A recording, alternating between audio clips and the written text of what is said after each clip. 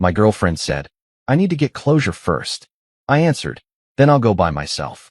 Then, I canceled her ticket, went ahead with the Maldives trip on my own, let her go back to her ex, and simply watched as her idea of closure turned into a lesson we both won't forget. I'm Ryan, 32, project manager at a mid-sized construction firm in Denver. I'm not flashy, but I'm organized, financially stable, and I plan things months in advance. That matters for context. My girlfriend, Ava, is 29. She works in PR and thrives on intensity. We've been together a little over 2 years. No shared assets, no lease together. We each keep our own apartments. Back in January, I booked a 2-week Maldives trip for July. Overwater villa. Flights. Non-refundable excursions. It wasn't impulsive. I saved for it. It was meant to be our big trip before we seriously discussed moving in together. Ava was ecstatic when I told her. Posted about it immediately. Sent screenshots to her friends. Called it her dream vacation. Then, 3 weeks ago, something shifted. She started bringing up her ex, Marcus. Not often at first. Just in passing. Apparently, he had reached out to apologize for how things ended. They dated for 3 years before me. It ended messy. At least that's what she told me when we started dating. One night we were on my couch looking at snorkeling options when she said it casually. Marcus asked if we could meet up before I go to the Maldives. For closure. Closure. I asked what that meant. She said she just needed to see him one more time. Clear the air. Make sure she felt nothing before taking a big romantic trip with me. That phrasing stuck. I asked why she wasn't sure she felt nothing already. She got defensive immediately. Said I was being insecure. Said mature adults handle unresolved feelings directly. The following week, she brought it up again. More serious tone. I think I owe it to myself to get closure first. There it was. I told her calmly that if she felt unfinished business was a prerequisite to traveling with me. That told me more than she realized. She rolled her eyes and said I was overreacting. That this was about her emotional growth. 2 days later, she made it clear. I'm seeing him next Friday. I need to do this. If you can't understand that, maybe you're not as secure as you think. That was the moment everything became simple. I looked at her and said, okay, then I'll go by myself. She laughed like I'd just made a petty joke. I wasn't joking. And that's where the plan quietly changed. She genuinely thought I was bluffing. Ava has this habit of testing boundaries and then recalibrating based on how much resistance she gets. It's subtle, but I've noticed it over time. If I push back hard, she reframes. If I stay calm, she escalates. After I said I'd go alone, she smirked and said, don't be dramatic. You're not going to the Maldives solo like some divorced dad finding himself. I didn't argue. I just opened my laptop and logged into the airline portal. 2 separate tickets. Booked under my account. Paid entirely by me. Same for the resort.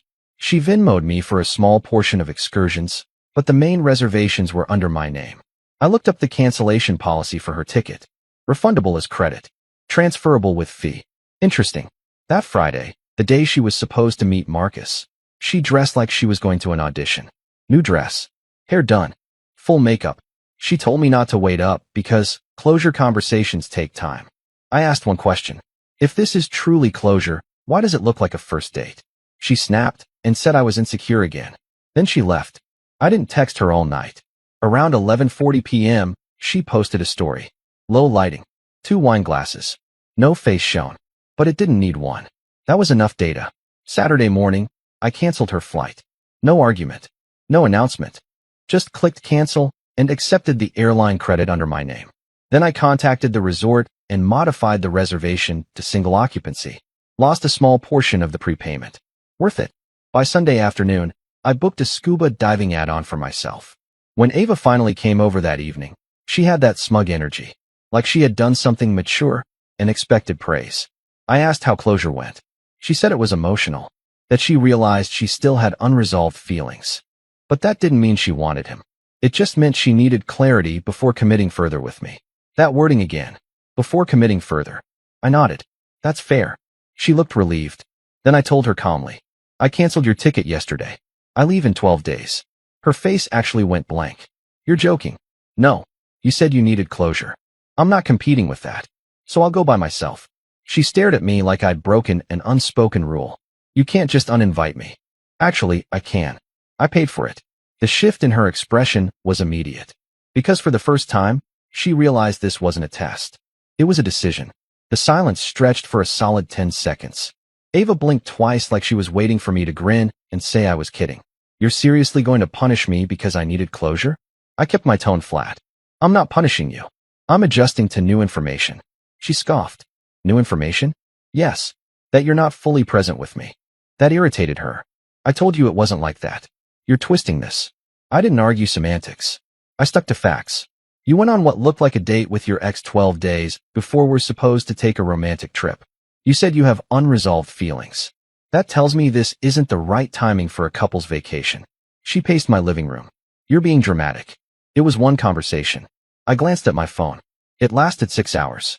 She didn't like that I noticed. She switched tactics. So what now? You're just going to sip cocktails alone and pretend everything's fine? Yes. That answer hit harder than any yelling would have. She folded her arms. You'll regret it. People don't go to the Maldives alone. Maybe. But I'd regret funding a trip with someone who isn't sure about me more. That's when she threw it out there. Marcus and I talked about maybe trying again. Just to see. There it was. Not closure. Exploration. I nodded slowly. Then you should explore that fully. Without me waiting in the background. She looked almost offended that I wasn't fighting. You're not even going to try to convince me? No. That's when the tone changed from defensive to irritated. You're acting like you don't care. I do care. That's why I won't compete. She hated that answer. For the next few days, she alternated between cold silence and subtle guilt attempts. Sent me old photos. Mentioned how excited her friends were about the trip. Asked if I could at least transfer her ticket credit to her. I didn't. Because technically, it was airline credit under my account. 5 days before departure, she sent one more message. Are you really going alone? Yes. And that's when she said something that told me everything. Fine. Then I'll just see where things go with Marcus. I didn't respond. I finished packing instead. Because sometimes the only way to see if someone values you is to remove yourself from the equation. And I was about to be 8,000 miles away. The airport felt different this time. Usually when you're traveling as a couple, there's this shared anticipation. The airport beers. The photos. The light bickering over who packed what. This time it was just me, a carry-on, and silence. Ava texted the morning of my flight. I can't believe you're actually doing this. I replied once. You said you needed closure. I'm giving you space for it. No heart emoji. No passive aggression. Just that. She didn't answer. The flight was long, but calm. No tension. No side-eye, checking someone else's mood. Just movies, a book, and sleep. When I landed in Malé and took the speedboat to the resort, I felt something unexpected. Relief. Not freedom. Not revenge. Relief. The overwater villa was exactly as advertised. Clear water. White sand. No drama. That first evening, I ordered dinner for one and sat on the deck watching the sunset. I half expected to feel lonely. I didn't. Instead, I kept replaying her exact phrasing. I need to make sure I feel nothing before taking a big romantic trip with you. That sentence is not neutral. It implies comparison. Day 2, I went diving. Met a couple from Australia who assumed I was recently divorced. I didn't correct them. It was simpler. On day 3, Ava posted a story. Dinner again. Same dim lighting. This time Marcus's hand clearly visible across the table. She knew I'd see it. I didn't react publicly. Instead, I booked a private sunset excursion for myself. Later that night, she finally texted. Marcus thinks it's weird you're over there alone. That one almost made me laugh. I replied, Marcus doesn't get a vote in my travel plans. She called me immediately. I didn't pick up. She left a voicemail. I didn't think you'd just walk away like this. I hadn't walked away. I had stepped forward. By day 5, her tone shifted. We're still us, right? That question arrived hours after she posted a beach photo from somewhere local with him. I answered the next morning. I'm not competing with your closure. That was the last message I sent from the Maldives. Because at that point, something had already become clear. If she was testing which direction felt better, I wasn't participating in the trial. And the funny thing about space? It tends to reveal who actually fills it, and who just assumed they always would. By day 6, the pattern was obvious. Ava would post something with Marcus. Then she'd message me hours later looking for reassurance. It was like she wanted both lanes open. Test the closure while keeping me emotionally parked. That's when I stopped responding. Completely.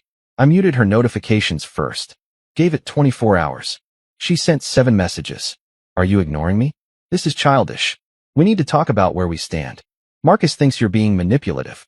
Why are you acting like I cheated? You're overreacting. Ryan, answer me. That last one hit differently. Not because of the content. Because of the tone shift. She was used to me engaging, explaining, defending. I didn't. That night, sitting on the deck with the ocean completely still around me, I opened my phone and did something simple. Blocked her. Calls. Texts. Instagram. Everything. Not dramatically. Not in anger. Just cleanly. If she needed closure, she now had uninterrupted space for it. The next morning, I woke up to silence. No buzzing. No checking whether she'd posted something pointed. No analyzing subtext. Just the sound of water. Later that afternoon, a mutual friend messaged me. Dude, Ava's freaking out. Says you blocked her. Is that true? I replied, yes. The friend sent back a surprised emoji. Apparently, Ava had told people I was on some self-discovery trip and that we were just taking space. She hadn't expected the space to be literal. By evening, another friend reached out. She and Marcus had argued. Apparently, he wasn't thrilled about being framed as a temporary experiment while she waited for me to calm down. That part made sense. No one likes being a rebound disguised as closure. I didn't ask for details. I didn't unblock her. Because here's what changed the moment I canceled her ticket. I stopped trying to win. If she needed to evaluate her feelings, she could do it without my commentary. If she realized she made a mistake, that realization wouldn't need my presence either. On day 8, I booked a couple spa package. For one, it cost extra. Worth it. And somewhere between the massage and the sunset, it clicked. If someone needs to compare you to move forward, you're already being measured. And I don't compete for a relationship I'm already in. By the time my flight home approached, I wasn't wondering what Ava would say. I was wondering whether I'd even want to hear it. And the answer was becoming very clear.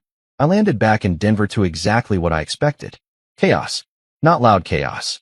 Social chaos. The moment I turned my phone off airplane mode, notifications flooded in. Not from Ava. From mutual friends.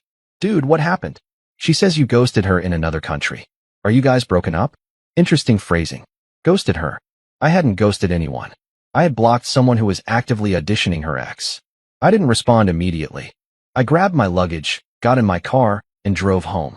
My apartment felt smaller than when I left, but cleaner. Still mine. Still quiet. That evening, my best friend Josh came over with takeout. He'd seen enough of Ava's posts to piece things together. So, let me get this straight, he said. She went on dates with her ex while you were in the Maldives and thought you'd just wait? Pretty much. He shook his head. You finally stopped playing backup quarterback. That phrase stuck. Backup quarterback. That's what it had been, apparently. She wanted the stability of me while testing chemistry with him. Around 9 p.m., Josh showed me something. Ava had posted a long story rant about men who weaponize silence and emotional immaturity. No names, but obvious context. Then came the kicker. Marcus had commented publicly, some people don't deserve closure. That told me more than anything else.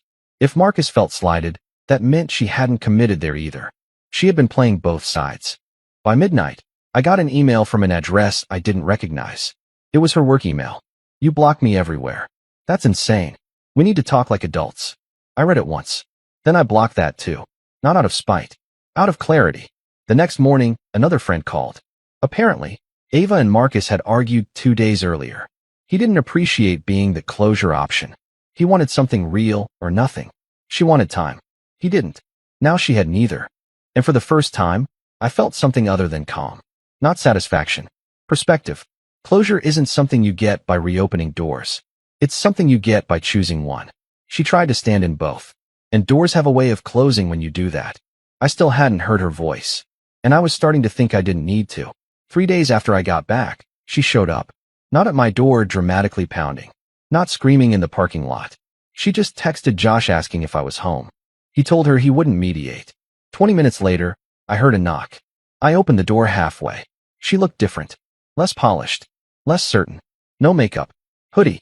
Defensive posture masked as confidence. So this is it. She said. You just disappear on me? I kept my voice steady. You went looking for closure. She rolled her eyes. You know that's not what I meant. Actually, I don't. She stepped forward like she expected to be invited in. I didn't move. Marcus and I aren't talking anymore. That wasn't surprising. She continued. He said I was using him.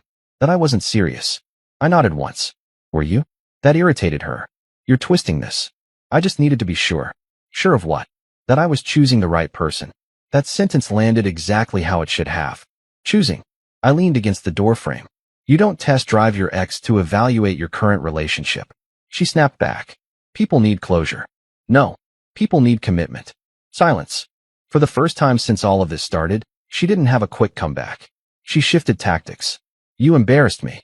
You went to the Maldives alone like I didn't matter. I answered calmly. You told me you needed to make sure you felt nothing before taking a big romantic trip with me. I gave you space to feel whatever you needed to feel. Her jaw tightened. You blocked me. Yes. That word hit harder than an argument would have. Why? Because I don't compete. She stood there, staring at me like she was recalculating something. I didn't think you'd actually walk away. That again. The assumption. I didn't walk away. I stepped aside. She asked the question I knew was coming. Are we done? I didn't hesitate. Yes. She laughed once, sharp and defensive. Over one conversation. No. Over the fact that you weren't sure about me while I was sure about you. That's not fixable by another dinner. She looked like she wanted to argue. Then like she wanted to cry. Then like she wanted to rewind the last 3 weeks. Instead, she just said quietly, You're really okay with this? I answered honestly. I'm okay not being compared. That was the last thing I said before closing the door. And for the first time since this started, I didn't feel intrigue. I felt final. The days after she showed up were quieter than I expected. No dramatic apology posts. No vague inspirational quotes. No public spiraling. Just silence, which told me she was recalibrating. About a week later, a mutual friend invited me to a small rooftop birthday thing. I almost skipped it. Not because of Ava, but because I didn't feel like being the topic. I went anyway. She was there. Not dressed to impress this time. Just present.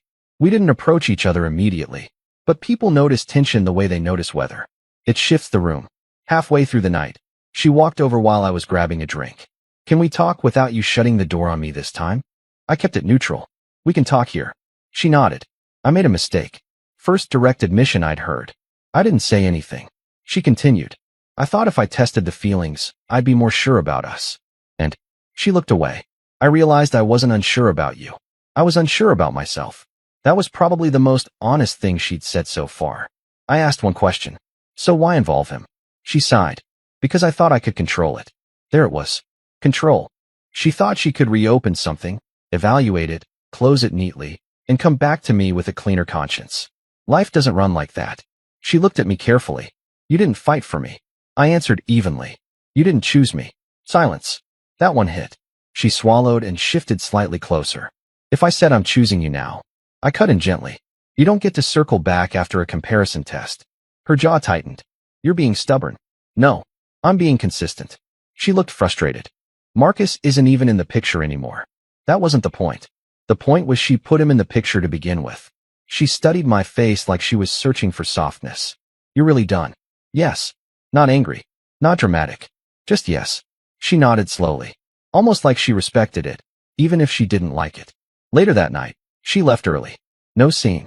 No tears. Just departure. And as I drove home, I realized something subtle. If she had never tried to measure us against something unfinished, we'd probably still be together. But once someone treats you like an option to compare against, the dynamic changes permanently. And some lessons don't come from arguments. They come from absence. And now, absence was doing its work. About 2 weeks after the rooftop conversation, I stopped hearing about her entirely. No updates from friends. No social media noise. No indirect messages. Which usually means one of two things. Either someone has fully moved on, or they're trying to. Then, out of nowhere, I got a call from a number I didn't recognize. I almost didn't answer. It was Marcus. I didn't even know he had my number. I kept my tone neutral. Yeah. He exhaled sharply. I'm not calling to start anything. I just wanted to say something man to man. That phrasing alone told me he was irritated. He said Ava had told him I'd overreacted. That I'd been controlling. That I'd punished her for seeking closure. Then he said something interesting. She told me she thought you'd wait. That you wouldn't risk losing her over pride. There it was again. The assumption. He continued. I don't want to be in the middle of whatever that was. But she wasn't choosing either of us. She was hedging. I appreciated the honesty. He finished with this. You did the right thing. For what it's worth. That surprised me. When we hung up, I sat there for a minute thinking about that word. Hedging. That's exactly what it was. She wasn't seeking closure. She was trying to minimize risk. Keep the stable boyfriend. Retest the old spark. Then decide. The problem is, that strategy only works if the stable boyfriend plays along. I didn't. A few days later, a mutual friend told me Ava had started therapy. Apparently, she admitted she self-sabotages when things get serious, that she reopens old doors to avoid committing fully to new ones. That explanation made sense. But understanding a pattern doesn't make it compatible. Last weekend, I went on a date. Nothing intense. Just dinner. Conversation. Easy. No comparisons. No tests. No ghost stories hovering over the table. And for the first time in a while, I realized something simple. Healthy feels quieter. Less dramatic. Less cinematic. No one needs closure before boarding a plane. They just get on it. And if they're unsure about you, you don't wait at the gate hoping they choose the right seat. You board without them. And you don't look back to see if they're running down the terminal. Because if they were sure, they'd already be next to you. And now, for the first time since this all started, I didn't feel intrigue. I felt steady. It's been about 3 months now. No dramatic reunion. No late-night apology paragraphs. No, I made a mistake. Let's start over speech. Just distance. I ran into Ava one last time at a coffee shop near my office. Total accident. She was sitting by the window with a laptop open, looking more focused than I'd ever seen her. She saw me, hesitated, then gave a small nod. I walked over. Not because I felt anything unresolved, just because I don't avoid normal human interactions. We exchanged the usual surface-level updates. Work, weather, mutual friends. Then she said something that wrapped the whole thing up in a single sentence. I thought closure meant tying up loose ends. I didn't realize I was creating new ones. I didn't interrupt. She continued. I thought if I proved I felt nothing for him, I'd feel more secure about you. Instead, I proved I wasn't secure about anything. That was the most self-aware thing she'd said since this started. I nodded once. That's the thing about closure. It's not something you collect from someone else. It's something you decide on your own. She looked tired, but calmer. I never thought you'd actually go without me. There it was again. The original miscalculation.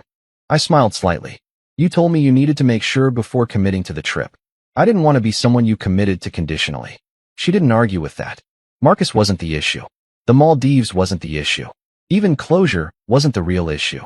It was this. She wanted reassurance while exploring alternatives. And I didn't. We stood there a moment longer, neither of us angry, just aware. She finally said, I guess that trip taught us both something. It did. For her, that you can't keep 2 doors open and expect both rooms to stay lit.